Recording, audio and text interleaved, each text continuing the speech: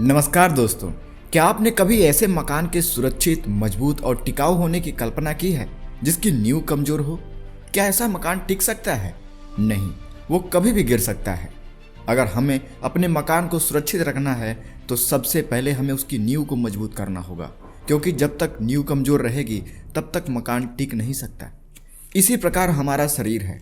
अगर हमें अपने शरीर और मन को स्वस्थ रखना है तो हमें अपने पेट को साफ रखना होगा, क्योंकि यही हमारे पूरे शरीर की नींव है। हमें हमारी आंतों को साफ रखना होगा, क्योंकि यह शरीर में बहुत सारे महत्वपूर्ण कार्यों को पूरा करती है, जैसे हमारे खाने को डाइजेस्ट करना, खाने में मौजूद न्यूट्रिएंट्स को ऑब्जर्व करके शरीर के हर अंग तक पहुंचाना और खाने के अंदर मौजूद जहर को शरीर से बाहर निकालना।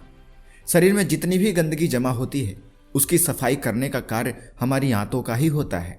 अगर यह गंदगी हमारी आंतों में रह गई तो यह हमारे शरीर को कई बीमारियों से ग्रसित कर देगा। जब हमारी आंतें ठीक प्रकार से कार्य नहीं करती तो उसी की वजह से हमें कब्ज होती है, इंडाइजेशन होती है, एसिडिटी या गैस बनती है, बहुत सी भयंकर बीमारियां भी हो जाती हैं, जैसे अनिद्रा, पाइल्स की problem, cancer, diabetes, arthritis, migraine, कील मुहासे, चेहरे पर झुर्रियां। इससे भी अधिक बीमारियां हमारी आंतों की गंदगी से होती है।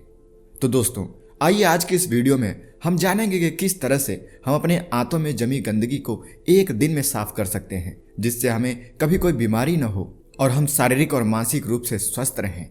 दोस्तों, आज की इस वीडियो में हम आपको कुछ ऐसे बुनियादी नियम बताएंगे जिसे अपनाकर आप अपने पेट की पूरी तरीके से सफाई कर सकते हैं। और अगर आप इन नियमों को अपने जीवन का हिस्सा बना लेते हैं तो आपको भविष्य में कभी कोई बीमारी नहीं होगी। दोस्तों, एक बार एक नौजवान एक बहुत ही प्रसिद्ध आयुर्वेदाचार्य के पास जाता है और उनसे पूछता है कि आचार्य जी, मैंने आपके बारे में बहुत सुना है, आपके पास सभी समस्याओं, सभी बीमारियों का समाधान है, कृपया करके मेरी भी एक समस्या का समाधान कीजिए। युवक की यह बात सुनकर वो आचार्य उस युवक से कहते हैं, बेटा, तुम तो अभी नौजवान हो, तुम्हें क्या समस्या है? तब वो युवक उनसे कहने लगा, आचार्य जी, मेरे शरीर में अनेक बीमारियों ने घर कर लिया है। मैं बहुत सारे वैद्यों के पास जाकर उपचार कराया, मैंने अपना बहुत सारा धन खर्च किया है, लेकिन अभी तक मुझे राहत नहीं मिली। कृपया करके मुझे कोई ऐसा मार्ग बताइए जिससे मैं बिल्कुल स्वस्थ हो जाऊं और मेरे ज्यादा पैसे भी न खर्च हों। युवक की सारी समस्या सुनने के बाद आचार्य युवक से कहते हैं कि बेटा, किसी भी जीव के अस्वस्थ होने का सबसे प्रमुख कारण उसके पेट में जमी हुई गंदगी ही होती है, और तुम्हारे अस्वस्थ रहने का कारण तुम्हारे शरीर में जमी हुई गंदगी है। और इस गंदगी की वजह से आप जो भी खाते हैं उससे आपके शरीर को पोषक तत्व नहीं मिल पाता, और शरीर में पोषक तत्वों की कमी होने से तुम्हारा शरीर कमजोर हो गया है, और इसी वजह से आपकी रोगों से लड़ने की जो क्षमता है वो भी कम हो गई है। फिर इससे आपका जो शरीर है उसमें बीमारियां घर कर लेती। इसीलिए तुम्हें अपने आंतों को, अपने पेट को साफ रखना होगा। आगे आचार्य कहते हैं, सबसे पहले तुम अपने शरीर को समझो। हमारे शरीर में सर्वप्रथम गंदगी 3 जगह जमा होती है। पहली आहार नाल में, दूसरी पेट में और तीसरी आंतों में। इन तीनों जगह यदि गंदगी ज़्यादा समय तक बनी रहती है तो यह हमारे शरीर में फैलेगी और यह फिर किडनी में, फेफड़ों में और हृदय के आसपास जमने लगती है। अंत में यह खून को गंदा कर देती है, और खून के गंदा होते ही आपके शरीर में विभिन्न प्रकार की बीमारियां हो जाती हैं। इसलिए इस गंदगी को साफ करना बहुत ही जरूरी है। तुम ये तो जानते ही होगे कि हम जो खाते हैं उसी से गंदगी पैदा होती है। हम क्या खाते हैं तुम्हें इस पर ध्यान देने की आवश्यकता है। फिर आचार्य उसी वक्त कहते हैं कि बेटा, आयुर्वेद में बताया गया है कि जितना समय हमें पेशाब करने में लगता है उतना ही समय हमें मल को पास करने में भी लगता है, लेकिन आजकल ऐसा नहीं होता। जिस किसी के साथ भी ऐसा नहीं हो रहा उन्हें समझना चाहिए कि उनका पेट ठीक नहीं है।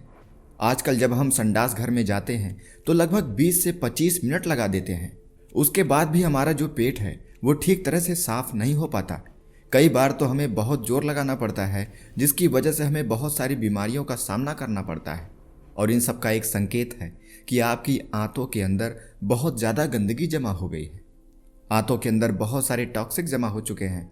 ये टॉक्सिक आपकी आंतों को कमज़ोर तो बना ही रहे हैं, साथ ही साथ शरीर में और भी बहुत सारी बीमारियां पैदा कर रहे हैं। और इसी वजह से आपको कॉन्स्टिपेशन की शिकायत रहती है, आपका पेट खराब होता है और अन्य तरह की बीमारियां पैदा होती हैं। आचार्य की यह बातें सुनकर लड़का बोला, तो आचार्य जी, हमें अपने आंतों को, अपने पेट को स्वस्थ रखने के लिए क्या करना चाहिए? तब आचार्य कहते हैं कि इसके लिए आपको कुछ खास दिनचर्या को अपनाना होगा। अगर आप इस दिनचर्या का 7 दिन तक प्रयोग कर लेते हैं तो आपके शरीर के अंदर जितने भी पुराने से पुराने गंदगी जमा होगी वो पूरी तरीके से साफ हो जाएगी। पुराने समय में इस दिनचर्या को सभी बड़े बड़े ऋषि महर्षि अपनाते थे। स्वयं गौतम बुद्ध भी इस दिनचर्या का अनुसरण करते थे। आयुर्वेद में महर्षि वाग्भट भी इन नियमों को बहुत महत्वपूर्ण बताते हैं और जो भी नियमों का पालन करता है उसे जीवन भर कभी कोई रोग नहीं सताता। आचार्य उस युवक से कहते हैं कि बेटा, अब मैं तुम्हें बताता हूं कि आयुर्वेद में वो कौन सी दिनचर्या बताई गई है जिसे हमें अपने जीवन में अपनाना चाहिए।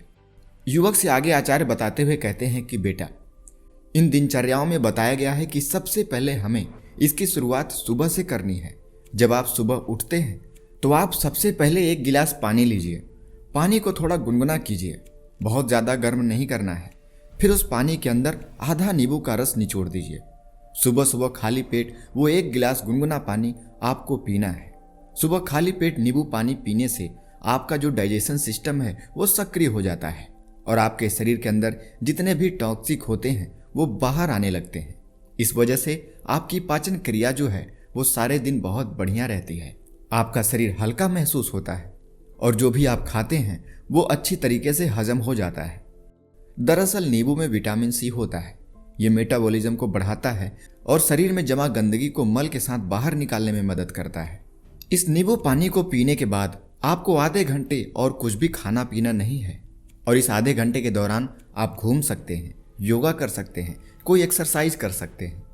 आधे घंटे के बाद आपको एलोवेरा का जूस पीना है। अगर आपके घर पर एलोवेरा का पौधा नहीं है तो कहीं से एलोवेरा की फ्रेश पत्तियां तोड़ लाइए और उस एलोवेरा की एक पत्ती को लीजिए, उसे बीच से काट कर उसका जेल निकाल लीजिए। इसके बाद एक गिलास में उस जेल को डाल दीजिए और उसका सेवन कीजिए। एलोवेरा आपके शरीर के अंदर जितने भी जहर होते हैं उन्हें खत्म करना शुरू कर देता है, क्योंकि एलोवेरा पोषक तत्वों से भरपूर होता है जो कई स्वास्थ्य परेशानियों को दूर करने में मददगार साबित होता है। इसमें विटामिन ए, विटामिन सी और विटामिन ई के साथ साथ कैल्शियम, पोटेशियम और मैग्नीशियम जैसे जरूरी पोषक तत्व पाए जाते हैं। एलोवेरा में ऐसे एंजाइम होते हैं जो भोजन को तोड़ने और पोषक तत्वों को निकालने में मदद करते हैं। एलोवेरा का जेल लेने के बाद आपको आधे घंटे तक कुछ भी खाना पीना नहीं है और आप उस आधे घंटे में कुछ भी कर सकते हैं। उसके बाद आपको नाश्ता करना है। नाश्ते में आपको ताज़ा फल लेना है जो सीधे माँ प्रकृति से प्राप्त होते हैं। आपको एक बड़ी सी कटोरी लेनी है और उसके अंदर ताज़ा फल काट लें और एक कटोरी पूरी भर के आपको फलों का सेवन करना है। एक कटोरी फल के साथ आप एक कटोरी दलिया का भी इस्तेमाल कर लें तो सबसे अच्छा होगा।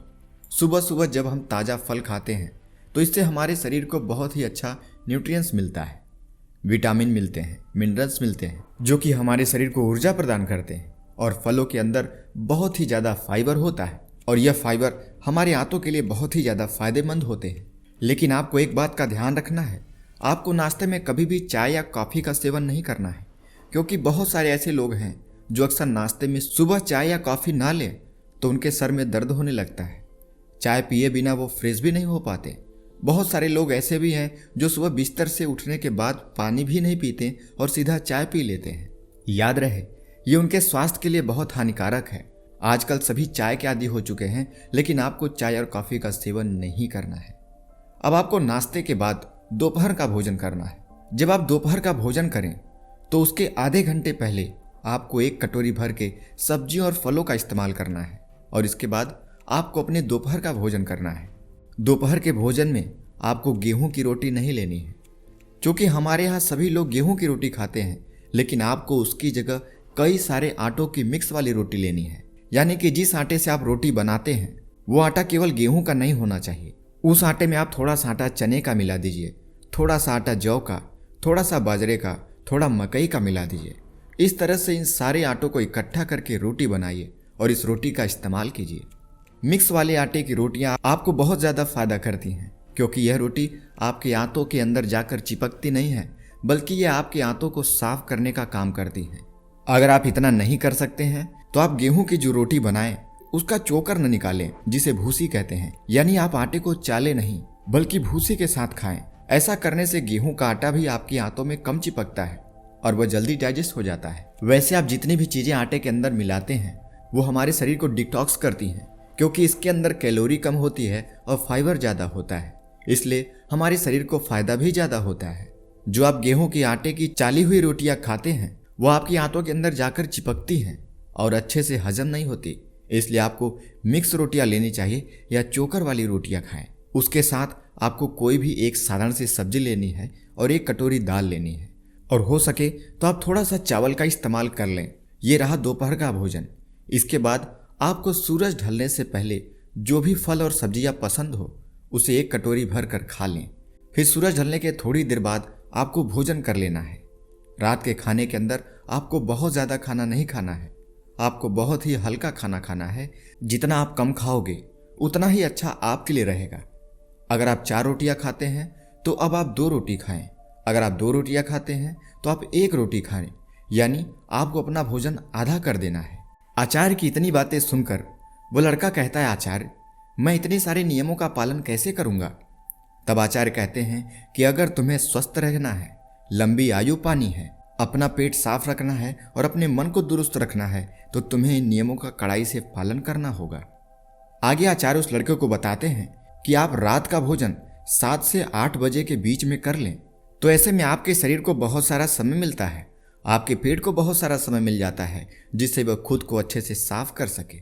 इसे पचाने के बाद जो आपके अंदर की प्राण शक्ति है वो सक्रिय होगी और आपके शरीर की हीलिंग का कार्य करना शुरू करेगी। आपके शरीर के अंदर जितनी भी टूटी फूटी चीज़ें हैं, जितनी भी खराब चीज़ें हैं, जितने भी डेड सेल्स हैं, उन सब को आपकी प्राण शक्ति ठीक कर देगी। लेकिन अगर आप रात का भोजन पेट भर के करेंगे तो आपकी प्राण शक्ति पूरी रात भोजन को पचाने में ही लगी रहेगी और आपके शरीर के जितनी भी टूटी फूटी मरम्मत वाली चीज़ें हैं वो पूरी नहीं हो पाएंगी। इसलिए हमेशा इस बात का ध्यान रखो कि जब भी आप सोने जाएं तो आपका पेट कम से कम 60% खाली होना चाहिए, ताकि आपकी प्राण शक्ति आपके शरीर की मरम्मत, आपके मस्तिष्क की मरम्मत करने में लग जाए, न कि पूरी रात आपके खाने को पचाने में। इसके बाद आपको रात को सोते समय एक चीज़ और खानी है, क्योंकि ऐसे बहुत सारे लोग हैं जो यह कहते हैं कि अगर हम दिन ढलते ही यानी शाम के 7 से 8 बजे के बीच खाना खा लेंगे तो हमें सोते समय भूख लगती है, क्योंकि हम रात्रि में 10 बजे तक सोते हैं। तो ऐसे में उन्हें रात को सोने से पहले आधा गिलास दूध लेना है, उसमें 1 चम्मच या फिर 2 चम्मच ईसबगोल की भूसी डालनी है। फिर आपको दूध में इसे अच्छे से मिला लेना है। अगर आपको मीठा दूध पसंद है तो आप उसमें शहद या गुड़ डाल सकते हैं। फिर इसे अच्छे तरीके से मिला लीजिए और इसे 5 मिनट के लिए छोड़ दीजिए, जिससे ये अच्छे से फूल जाएगी। उसके अंदर जो फाइबर होते हैं वे अच्छे तरीके से मिल जाएंगे और ये एक खीर की तरह बन जाएगी। और आप इस खीर को रात को सोते समय इस्तेमाल कर लीजिए। यह आपके पेट को भी भर देगी, जिससे आपको भूख नहीं लगेगी और इससे आपको अनेक फायदे भी मिलेंगे। ईसबगोल के अंदर बहुत ही बढ़िया वाला फाइबर होता है, जिससे जब आप फ्रेश होने के लिए जाते हैं तो आपका पेट अच्छे से साफ हो जाता है। इसके साथ साथ ये ईसबगोल आपके कोलेस्ट्रॉल को भी कम करता है और आपके ब्लड शुगर को भी नियंत्रित रखता है। आपके शरीर के अंदर जो एक्स्ट्रा फैट होता है यह इसको भी कम करता है। इसलिए अगर रात को सोते समय आप इसका इस्तेमाल करते हैं तो इससे आपको कोई भी दिक्कत नहीं होगी, कोई नुकसान नहीं होगा, यह आपके लिए फायदेमंद ही होगा। इसके बाद आचार्य कहते हैं कि अगर आप यह नियम अपनाते हैं तो 7 से 10 दिन के अंदर आपके शरीर की सारी गंदगी जो है वो साफ हो जाएगी और जितनी भी आपको अलग अलग तरह की बीमारियां होती हैं वो सभी नहीं रहेंगी। आपको कभी भी पेट से संबंधित कोई रोग नहीं होगा। आपका पाचन तंत्र जो है वो मजबूत होगा, खाया पिया आपका हजम होगा, गैस और एसिडिटी की शिकायत आपको कभी नहीं होगी। आपकी स्वास्थ्य से संबंधित सारी तकलीफें बिल्कुल खत्म हो जाएंगी। तो दोस्तों, आपने इस वीडियो को यहाँ तक देखा, इसके लिए आपका बहुत बहुत धन्यवाद। उम्मीद है आपको यह जानकारी अच्छी लगी होगी। अगर हाँ तो वीडियो को लाइक करें, चैनल को सब्सक्राइब करें और अपने दोस्तों के साथ इस वीडियो को शेयर करना बिल्कुल भी न भूलें। तब तक मिलते हैं अगली वीडियो में। धन्यवाद।